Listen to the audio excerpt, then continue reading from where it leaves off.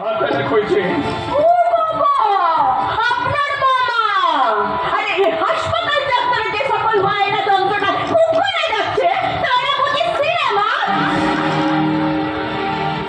এই হাসপাতালে পড়ে থাকা প্রত্যেকটা মানুষ যেমন এক একজন রোগী, আপনার মাও এই মুহূর্তে একজন রোগী।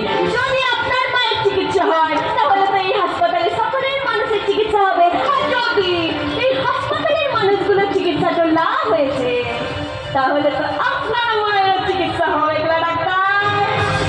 এবার আপনি ডিসাইড করুন কি করবেন। ওখানে এখানে বসে বসে সকলে মিলে ধর্মঘট পালন করবেন নাকি মানুষের চিকিৎসা করবেন? ডাক্তার বাবু, আমি আপনার কাছে হাত জোড় করে ক্ষমা চাইছি ডাক্তার বাবু। আমি তো একবার মুখ্য সূক্ষ্ম মানুষ, না চেনে না বুঝে দুপুরে আপনার গায়ে হাত তুলে দেওয়াটা আমার উচিত হয়নি। তাই শুধুমাত্র আপনার কাছে আমি অন্যায় স্বীকার করছি না, টিভি ক্যামেরার সামনে দাঁড়িয়ে সমগ্র ভারতবাসীর উদ্দেশ্যে বলছি, ডাক্তাররা হলো ভগবান।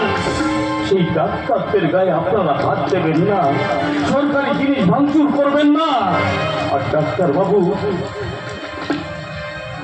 আপনাকে বলছি ডাক্তার বাবু, যে দোষ করেছে আমি করেছি ডাক্তার বাবু, যা সাজা দেওয়ার হয় আমাকে দিন ডাক্তার বাবু, আমাকে দিন। এখনো কি ধর্মঘটটা চলবে? না ম্যাডাম, আপনি কিছুক্ষণের জন্য এসে আমাদের সব ভুল ভেঙে দিয়েছেন। আমি ধর্মঘট প্রত্যাহার করছি। আর পেশেন্ট পার্টিদের উদ্দেশ্যে বলছি, আমরা একটা ভুল বোঝাবুঝিকে কেন্দ্র করে আমরা ধর্মঘট ডেকেছিলাম। আমি আপনাদের কথা দিচ্ছি, এই ঘটনার পুনরাবৃত্তি আর কোনোদিন হবে না।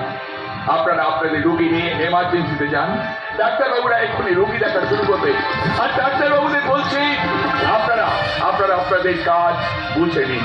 ম্যাডাম দাঁড়ান।